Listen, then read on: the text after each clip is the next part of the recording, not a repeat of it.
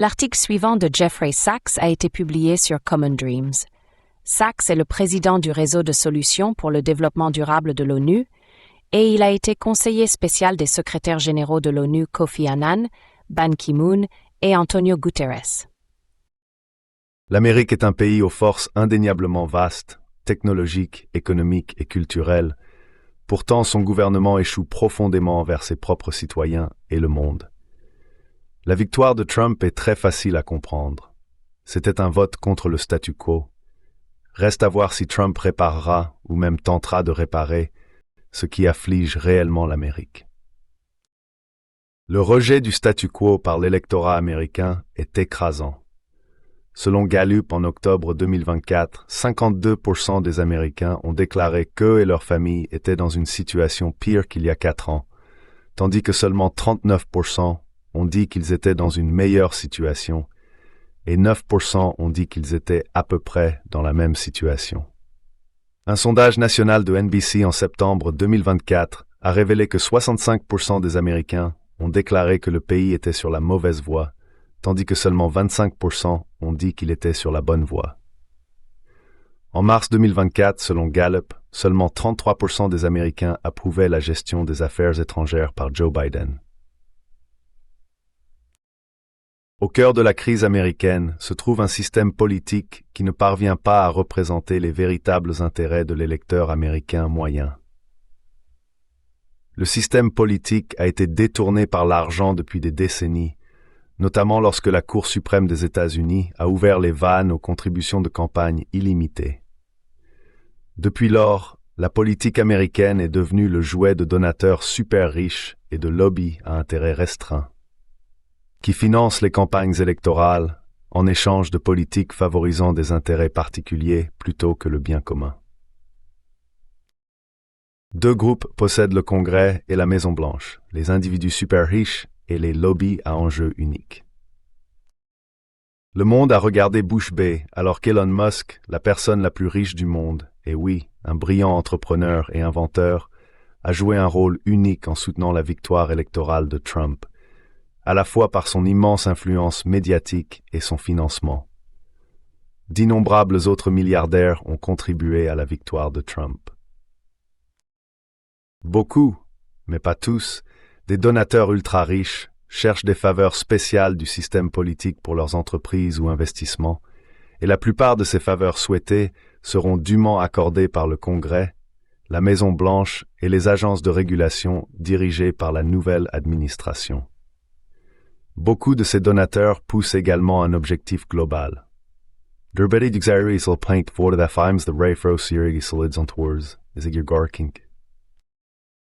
nombreux donateurs d'entreprises, je me permets d'ajouter rapidement, sont franchement du côté de la paix et de la coopération avec la Chine, ce qui est très sensé pour les affaires ainsi que pour l'humanité.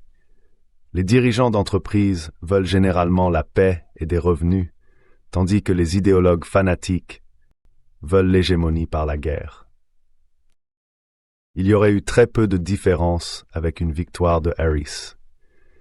Les démocrates ont leur propre longue liste de super riches qui ont financé les campagnes présidentielles et législatives du parti.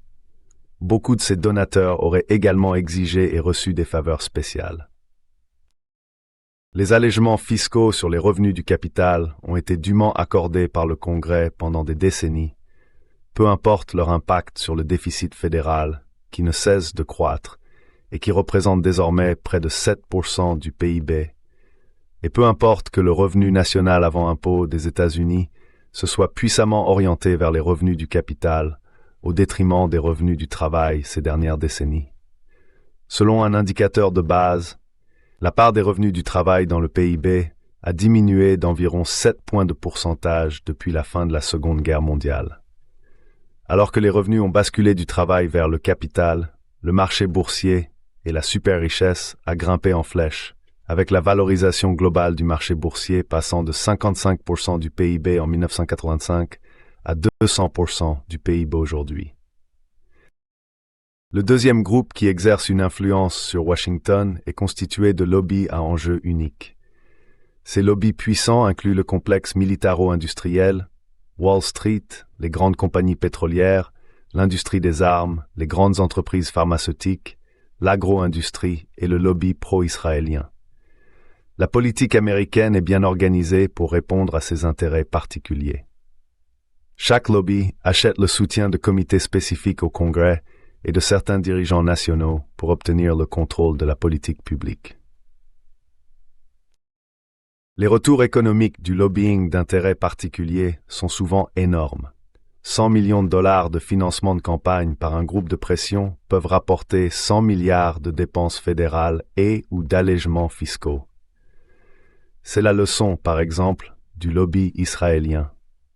Fizensis, centaines metten dem tourgeborth columning in Baups, like de dizaines de milliers de dollars soutien militaire et économique d'Israël.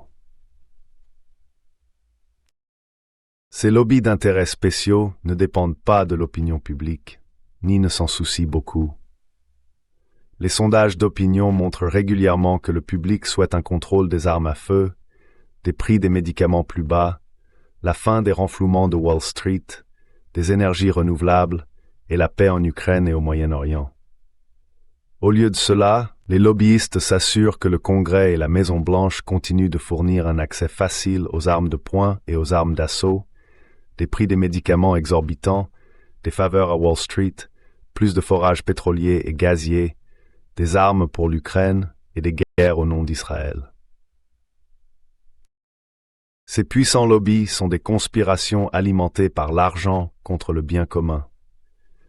Souvenez-vous de la célèbre maxime d'Adam Smith dans La richesse des nations, 1776. Les gens du même métier se rencontrent rarement, même pour se divertir, sans que la conversation ne se termine par une conspiration contre le public ou par quelque stratagème pour augmenter les prix. Les deux lobbies les plus dangereux sont le complexe militaro-industriel, comme Eisenhower nous a avertis en 1961, et le lobby israélien, comme détaillé dans un nouveau livre fascinant de l'historien Ilan Pappé. Leur danger particulier réside dans le fait qu'ils continuent à nous mener à la guerre et plus près de l'Armageddon nucléaire. La décision récente et imprudente de Biden d'autoriser des frappes de missiles américains en profondeur à l'intérieur de la Russie, longtemps préconisée par le complexe militaro-industriel, en est un exemple. Le complexe militaro-industriel vise la domination totale des États-Unis. Ces solutions prétendues aux problèmes mondiaux sont les guerres, et encore plus de guerres, accompagnées d'opérations secrètes de changement de régime, de sanctions économiques américaines, de guerres de l'information américaine, de révolutions de couleur, dirigées par le National Endowment for Democracy, et d'intimidation en politique étrangère. Bien sûr, cela n'a été en aucun cas des solutions.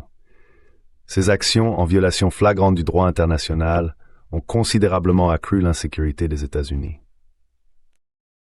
Le complexe militaro-industriel a entraîné l'Ukraine dans une guerre sans espoir avec la Russie, en promettant à l'Ukraine une adhésion à l'OTAN, malgré l'opposition fervente de la Russie, et en conspirant pour renverser le gouvernement ukrainien en février 2014, parce qu'il cherchait la neutralité plutôt que l'adhésion à l'OTAN. Le complexe militaro-industriel promeut actuellement, incroyablement, une guerre imminente avec la Chine.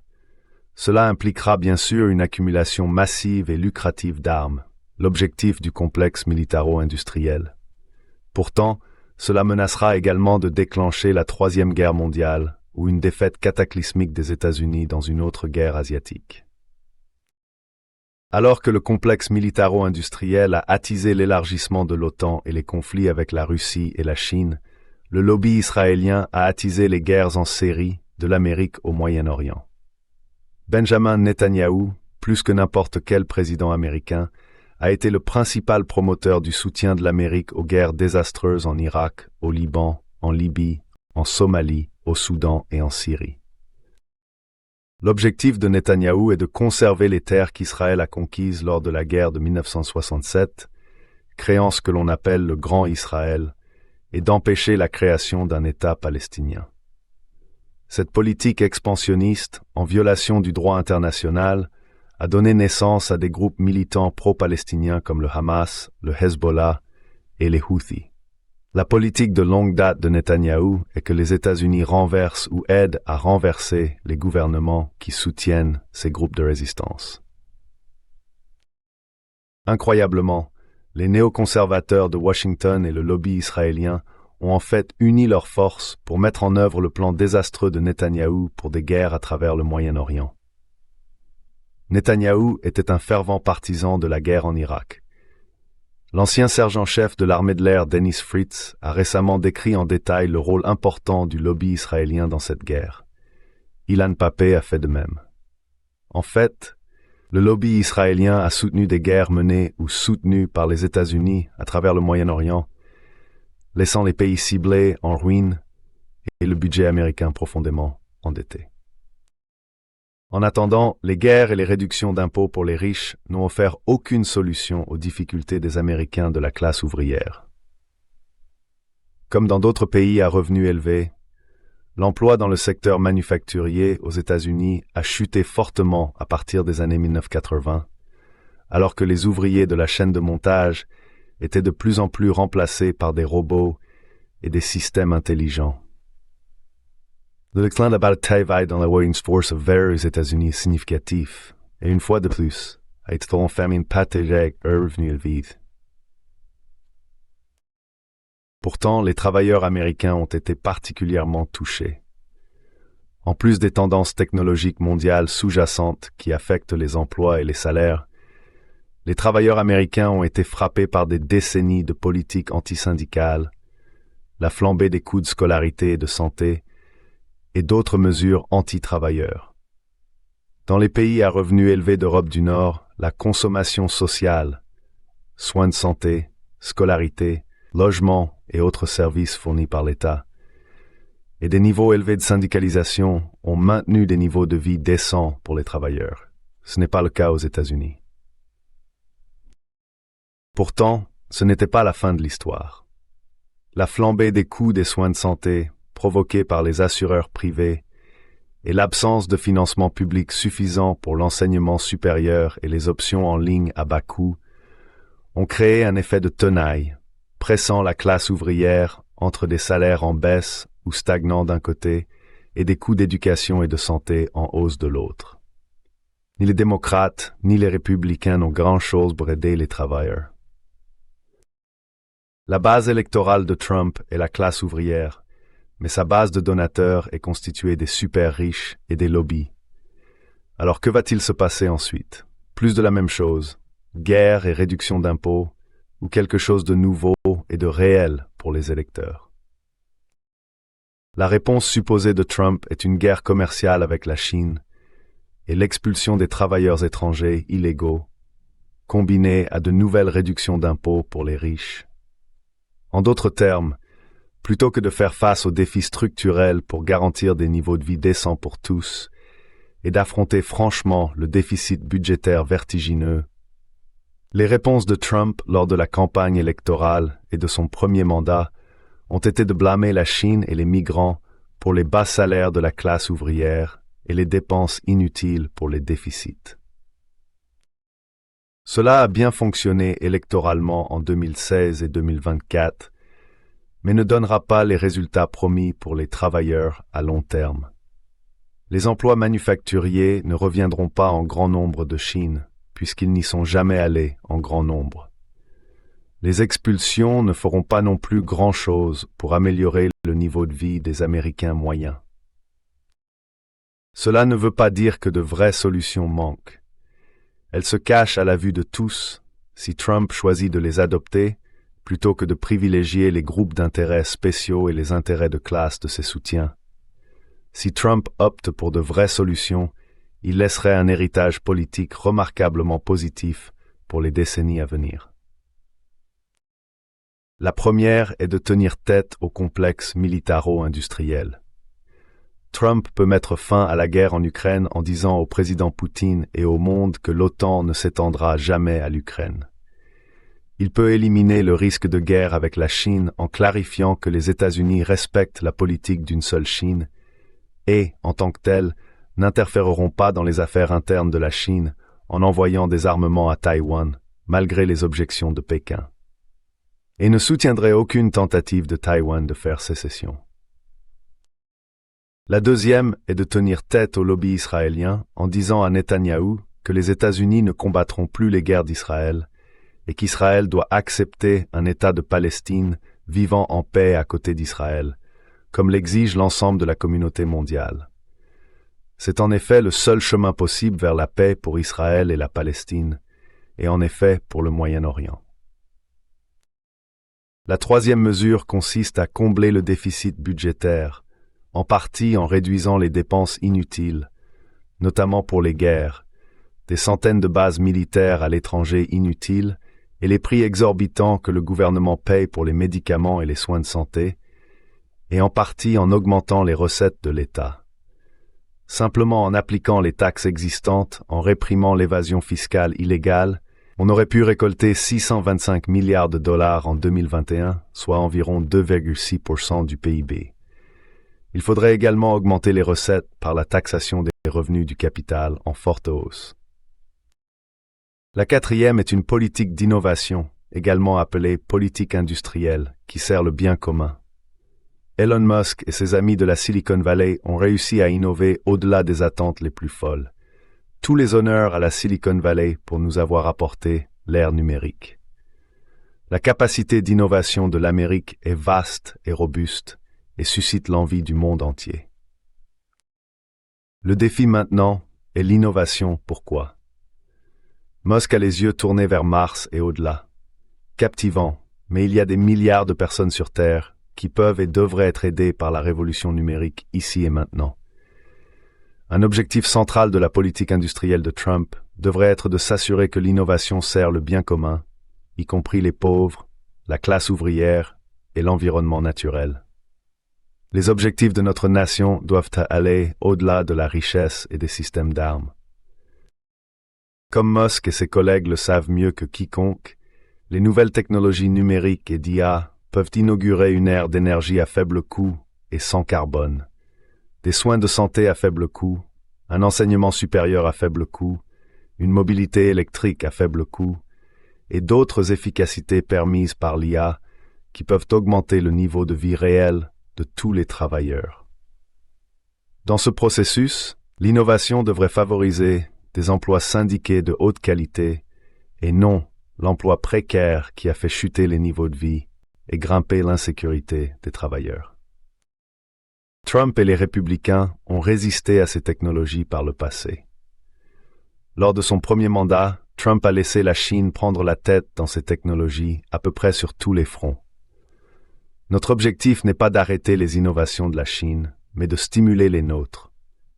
En effet, comme la Silicon Valley le comprend, alors que Washington ne le fait pas, la Chine a longtemps été et devrait rester le partenaire de l'Amérique dans l'écosystème de l'innovation. Les installations de fabrication très efficaces et à faible coût de la Chine, telles que la Gigafactory de Tesla à Shanghai, mettent les innovations de la Silicon Valley en usage mondial, quand l'Amérique essaie. Ces 4 étapes sont à la portée de Trump et justifieraient son triomphe électoral tout en assurant son héritage pour les décennies à venir. Je ne m'attends pas à ce que Washington adopte ces mesures simples. La politique américaine est corrompue depuis trop longtemps pour un véritable optimisme à cet égard. Mais ces 4 étapes sont toutes réalisables et bénéficieraient grandement non seulement aux leaders de la tech et de la finance qui ont soutenu la campagne de Trump, mais aussi à la génération de travailleurs et de ménages désabusés, dont les votes ont permis à Trump de revenir à la Maison-Blanche.